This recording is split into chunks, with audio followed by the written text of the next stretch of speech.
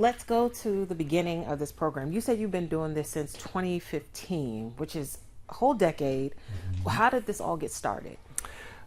We started off teaching RAD, self-defense for women. It's a nationally based system, and it's a 12-hour course that goes through a lot of classroom instruction in terms of discussion on personal safety and ideas of just being aware of your surroundings and different things of that nature, to actually teaching the physical techniques where students get to practice a variety of techniques, and then at the end have the opportunity to work with instructors in a controlled dynamic simulation practice where everybody's in pads and they get to practice the actual techniques. What does RAD stand for? So RAD stands for Rape, Aggression, Defense. Wow. And I know there haven't been a lot of rapes on campus. I think maybe the number was 7 or 9 that I saw over the last maybe 3 years. But I did see that there are a lot of instances of fondling, instances of stalking. How does something like this help someone or help a woman in one of those instances? What does it provide them with? Sure. I think a lot of the discussion is around that, again, that personal awareness of your surrounding, being aware of what could happen and developing a plan ahead of time so that in that moment you're not faced with, oh gosh, what do I do? It's, okay, I have a plan, I'm going to do this, and being able to act sooner. And just that confidence of, you're able to do something in that situation. And then coupled with the physical techniques that we teach, again, building that confidence and that knowledge base of being able to do something in those situations, I think is helpful for a variety of situations. So we just try to focus on giving them knowledge, giving them ideas on how to deal with things, and again, those physical tools are going to be like on the back end, really. Hopefully you don't have to use them, but they're there if you need them. And you started teaching it in 2015, but was that the first time UOPD actually taught it? To my knowledge, yes. I don't know that we were doing anything structured previously, so it was part of a curriculum here on campus that we partnered with the substance abuse program, and we're working with them to provide this class. Why is it necessary? Why do you think this is something, why was it something you wanted to do? I just thought that it was a really good tool to offer, especially our students who are young adults coming out on their own for the first time, many of them, and just wanting them to have all of these good experiences, but also being prepared for what might happen out there in the world that they are being exposed to, and again, just helping provide those tools, those ways to deal with different things that they may not have been exposed to before. We spoke with a lot of students today about safety on campus. How safe do you think UO's campus is? I think that our campus is very safe in terms of everybody's personal safety here on campus. We have a great patrol team that's out there every day doing their best to be not only a visible presence and deterrent, but also making those contacts and intervening before we have any real issues. Unfortunately, we're not a closed campus, so we're open to lots of visitors, and so when students are here on campus, once they leave, they're right there in the city and exposed to the same things that everybody else might be. And for the most part, again, I think we partner really well with the Eugene Police Department, Lane County Sheriff's Department, to continue to maintain that safety even off campus. But again, we're open, just like everybody else is that's living in the surrounding area. We see that from 2022 to 2024, rape cases have gone down on campus. Would you associate that with the class and people learning to defend themselves? I would love to say that that's a direct correlation. I don't know if it's a combination of many factors out there that's just leading to just a higher level of awareness and individuals out there not only taking better care of themselves, but looking out for others as well, and just that overall better awareness of the situations that people might get into and how to deal with them. What are some of the key physical things you teach in the class? So when it comes to the physical components, we really try to build on a person's just natural innate abilities. We're not really looking at developing these complicated skills because of the type of class that we put on. It's more of a workshop, so we have a very limited amount of time with somebody. And so we're going to look at these things just to, again, build off natural abilities that people might have and just get them more comfortable in doing something and hopefully get them to take the techniques that we've taught them and practice on their own and develop on their own. And really what I'm hoping from this class is that people get an interest in furthering, their passion for whether it's in the martial arts or some other form of physical activity that's going to build on those abilities. How often do you offer this course? So as a drop-in or walk-in type of course, we try to offer it at least once a term during the school year, and then we also cater to groups on campus that might have an interest. And so we'll work with them on specific dates and times that they might be available for their specific group. Because it is a little bit more consumable in that manner of the basic 90 minutes that we offer, we can do that fairly easily. When it comes to the 12-hour full RAD class that we teach, it's a little bit harder to coordinate, but still we're looking to work with groups and make that accessible to them. And typically, on average, how many students do you have in the drop-in classes? It varies. We've had, as few as 5 or 6 to a class of 25 during those drop-in sessions. It just is going to vary depending on when we offer it. Some students, because of their class schedule, just can't make it. When we try to offer a variety of days of the week and times during the day just to see if we can get different folks in there. But we're also seeing faculty and staff members from campus attending, and then members of the greater U of O community. So that means it's open to the general public? Yes. Is this something you're focused on women, or can guys come? So for the basic 90-minute class that we teach, it's open to everybody.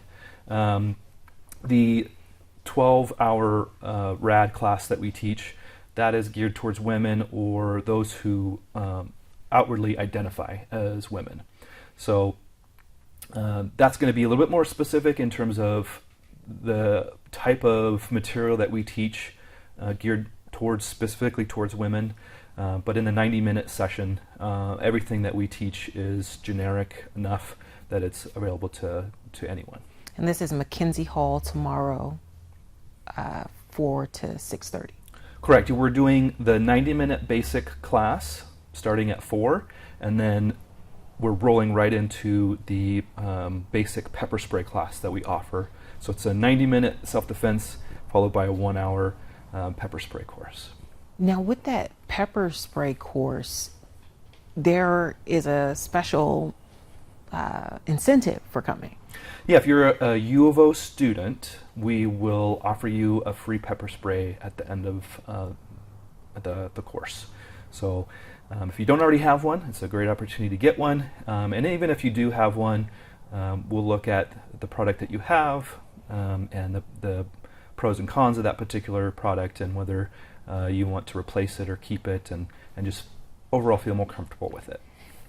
Sergeant Davis, what can you possibly learn in a pepper spray course, though? You just point and spray?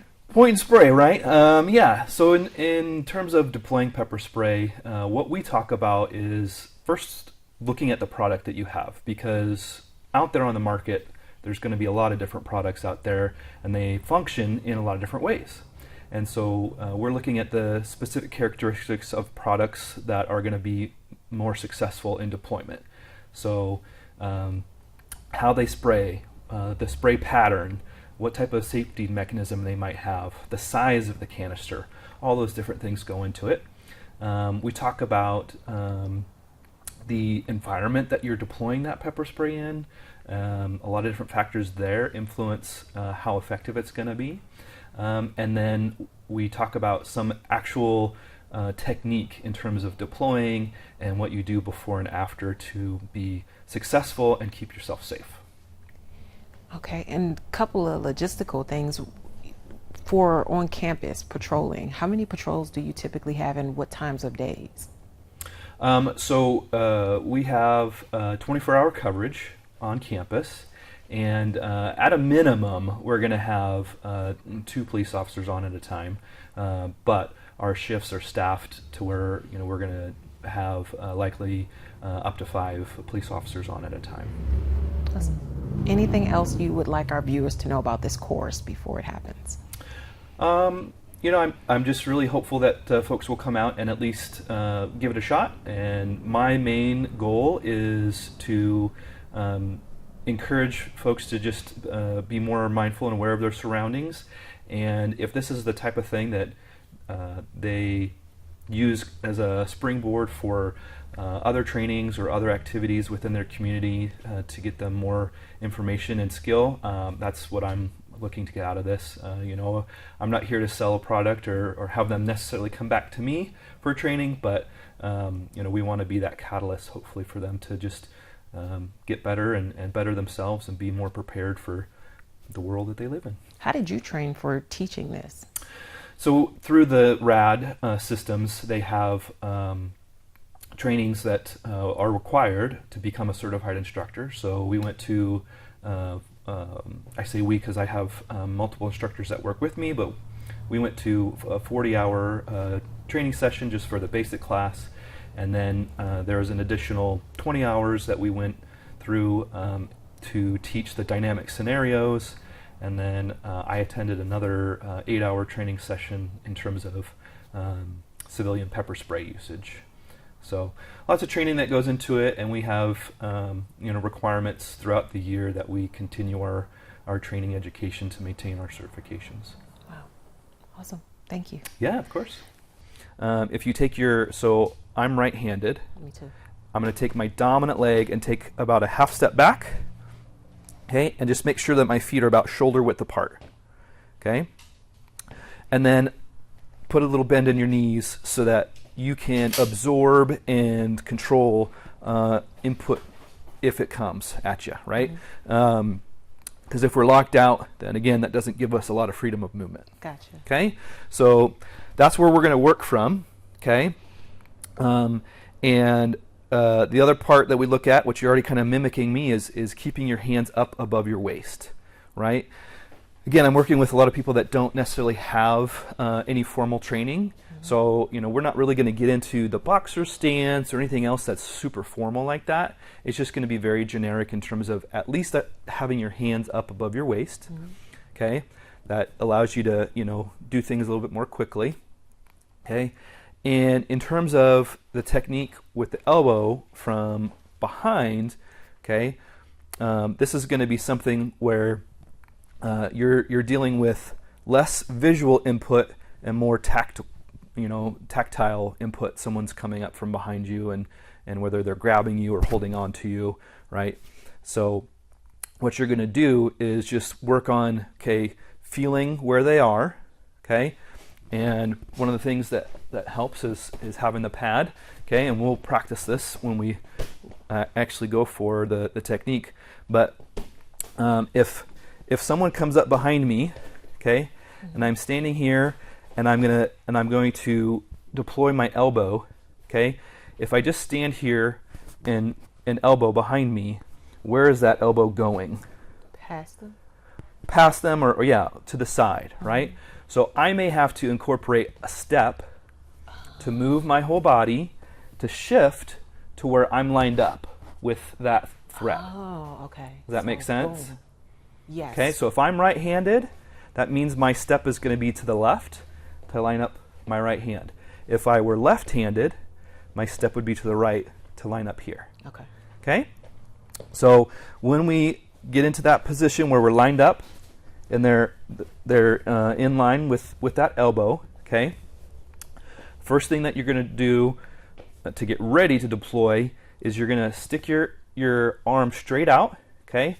And when I'm demonstrating palm up, okay, but you don't have to have your hand open necessarily. You can clench a fist or whatever's most comfortable to you, but the palm should be facing up, okay? This is going to line up your arm in the best position to go straight back and deliver that strike. Okay. Okay? Part of this technique is remembering to keep your elbow tucked in close to your body, because if we let it float out too much, you lose on that good body mechanic in terms of delivering all that energy straight back. Okay? So sucked in, palm up, okay? And when we deliver that strike, okay, it's going straight back and you might hear a loud bang, but straight through into the target. Don't focus on the surface, okay? Focus all the way through, delivering all that energy, okay?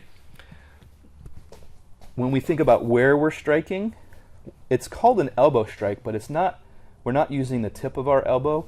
We're actually using this area just above it, okay? Because we want as big of a surface area as possible when we're striking. That way we're going to transfer as much energy into them as possible without running the risk of injuring our elbow. Okay. So again, we've stepped maybe to the side a little bit to line up, okay, straight out, and then going straight back as we deploy that elbow. Okay. Now, when we deploy that elbow, there may be a chance that we're not successful in that first strike, right? So we got to think about follow-up, okay? When we are going to deploy a second strike, that should come from all the way out here again, right? Because if you deploy the first one and then you try to do additional from here, you're not going to have as much strength, and just that little bit of movement isn't going to create the energy that you're looking for, okay? But if you reload by going straight out in front of you, all the way, extending that arm and strike again, each strike is going to be as powerful as the first. Okay. Does that make sense? Okay. Gotcha. The last bit on here is how we disengage from the threat. Okay. So, again, you are at a disadvantage when they're behind you, right? So what you're looking to do with these strikes is to create space, a distraction, something that they're going to give you the opportunity to get away, okay? And I want you to think about, instead of getting away by just running away, think about creating that distance but turning to face that threat. Because from this position, you have so many more options, right? But if you just continue to go this way, if they try to re-engage, they're going to be right back on your back. Okay? So it's that idea of you're deploying however many strikes it takes for them to give you the opportunity, okay? Stepping away but turning your body to face that threat. And does it matter which foot you step away with? It doesn't really. I mean, after doing it so long, yes, I know like how I'm going to do it, and there is a little bit of technique that goes into it, but really the focus, especially on the class time frame and the amount of work I get to have with these folks, however you can do that is going to be better than leaving your back, right? So, I mean, if they get, into this motion where it's a bunch of little steps, but they eventually get into that position, great. But eventually, if you get to the point where you've practiced, for me, it's that lead foot, and I just pivot around. And then I can do that shuffle backwards and shuffle back. to get more distance if I need it. And eventually you're going to get to a point where, okay, I've gotten far enough away, I've put an obstacle between me and the threat. That's going to give you an opportunity to run if you need to, right? But when you're in that proximity to where they still can get to you, try as best you can to turn to face the threat while you're creating distance. Okay. Make sense? Yes. Okay. So we'll practice with the pad, okay? And why don't we have you face that way, all right? So what's going to happen is I'm going to come up behind you, okay? And we'll just go really slow at first. But you'll feel the pad like this, okay? Now, take that step, which is going to be to your left, to line up, right? So before, when you were standing, before that step, see how if you were to strike with your elbow here, okay, it might hit the side, but it also might go straight by the threat, right? So you may not be as effective. Okay. But as soon as you incorporate that step, okay, now just look back here just to see where does that line up on the threat. Oh, right on it. Right on the middle, right? Okay. So from there, you're doing a great job of full extension, okay? And then remember, you're not going to hurt me, so don't go light on the pad. There you go. Drive. Good. Okay? And so let's just, practice for that sense of, okay, do a good strike, but leave it tight. Okay, strike. So from here, if you just do a little push out, and okay, do you feel it as effective in that? Right? So again, demonstrating why that full stretch out is going to give you the most power. Yeah. Okay? So do 2 really good strikes and then practice that stepping out and turning to face the threat. Okay? Good. Okay?